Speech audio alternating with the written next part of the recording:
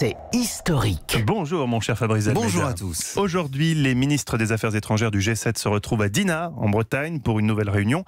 Mais au fait, d'où vient ce fameux G7 ? Eh bien, c'est une invention de Valéry Giscard d'Estaing, le président français, cocorico donc, et de Helmut Schmidt, le chancelier allemand.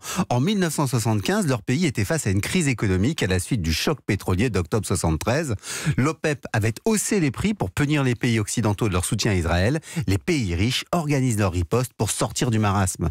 D'où l'idée de faire une réunion pour trouver des solutions ensemble. Comment s'est déroulée cette première rencontre ? Alors, c'était au château de Rambouillet, du 15 au 17 novembre 1975. Il faisait froid, un peu humide. Et en fait, c'était un G6. Car, outre Giscard d'Estaing et Schmidt, il y avait Takeo Miki pour le Japon, Aldo Moro pour l'Italie, Harold Wilson, le Premier ministre de la Grande-Bretagne, Gerald Ford, le président des États-Unis, tout juste arrivé au pouvoir. Il règne un esprit de concertation et un consensus libéral. On s'accorde pour baisser les droits de douane et surtout pour favoriser la stabilité monétaire. En clair, lutter contre l'inflation.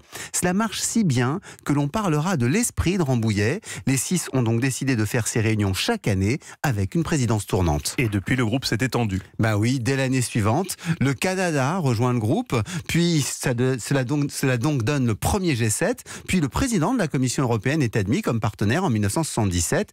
Bien plus tard, après 1991, la Russie entre dans le groupe en raison de son poids géopolitique et non pour des raisons strictement économiques comme à l'origine. Cela devient le G8. Mais je suis. Bah oui, la Russie est suspendue à cause de la crise d'Ukraine. Elle a d'ailleurs décidé de ne pas revenir. Donc on est revenu au G7. Et aujourd'hui, ce symbole de la mondialisation est à son tour affecté par la montée des protectionnismes. Le fait que le secrétaire d'État américain n'y vienne pas en personne montre combien nous sommes loin maintenant de la volonté de coopération initiale.